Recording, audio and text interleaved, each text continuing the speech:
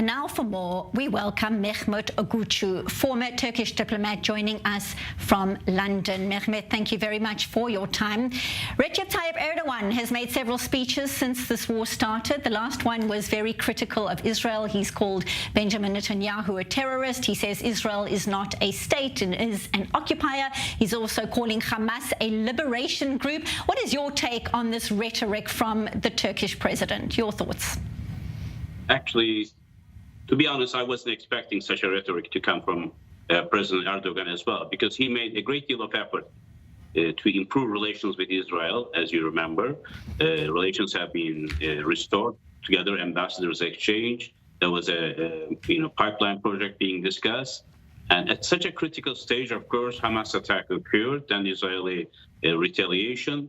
And he was positioning himself as a possible fair intermediator between the two parties. But if you have such a harsh rhetoric, no matter what the original reason for this is, it makes it impossible for now Erdogan to be an intermediary between Hamas, Israel, and other countries. Also, reconstruction effort after war, securing peace. And so it's not a matter of rights and wrongs, but as a statesman, if you want to play a constructive role, I think now this is over, because it is going to take Israel as a war criminal, declare it to the world, and then one day, suddenly, unexpectedly, Turkish army might be mobilized. So these are very dangerous words and things that if you cannot translate into these, you should never speak. I'm sure that the Turkish foreign minister and minister of economy were not happy about these statements, because they were trying to make efforts to restore confidence between the two sides. And also Turkish economy is not in great shape right now, as we know. Minister of Economy, Mehmet Ogutcu, was touring around the world to attract more finance and investment. And so it remains to be seen. But if the conflict is going to spread, which we hope will not, first to Egypt, then perhaps to Iraq, Syria, and finally Iran, which is the most dangerous one, I think, in terms of conflict being intensified, Turkey will not benefit from this either. So I think there is a need for a country like Turkey, which is the largest regional power to reckon with, all the way from China to Germany, Russia to Saudi Arabia. Right. I'm expecting, as a former diplomat, president to play a more moderating role, no matter how emotionally he is, of course, attached to the Palestinian cause. I think realpolitik requires that Turkey could have played a more constructive role between Israel and Palestinians. Right. Hamas, only Palestinians, as we know, you have Fatih and also the Israeli Arabs living there. So a golden opportunity has been missed in this regard to push forward Israeli-Turkish relations and to play a constructive role in this conflict-ridden region. Let's see how it's going to evolve.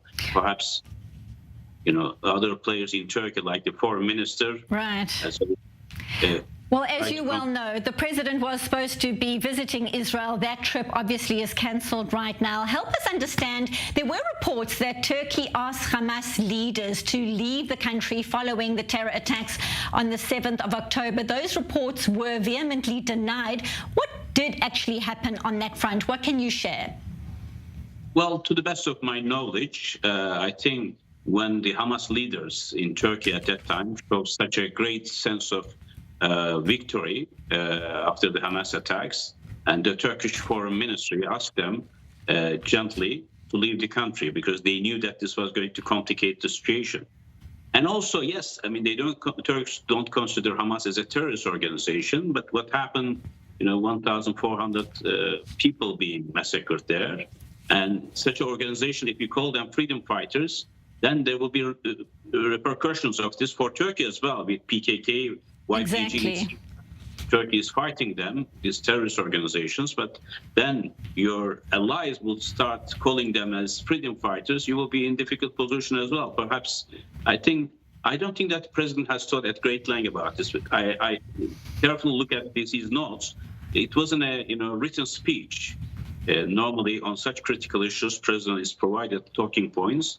Then he reads the official lines. But this time, I think he spoke as freely about 55 minutes. So Hamas leaders, Turkey never hosted Hamas military week, as far as I know. and the Hamas political leaders were, shuttling between Qatar and Turkey. And this was one way of also constraining them, perhaps to play the constructive role in this regard, rather than promoting them in such a way that they will, pose a serious threat to Israel's security. So we appreciate your insight. Thank you so much for speaking to us here. Mehmet Ogutcu, former Turkish diplomat, live from London. Thank you very much for your time.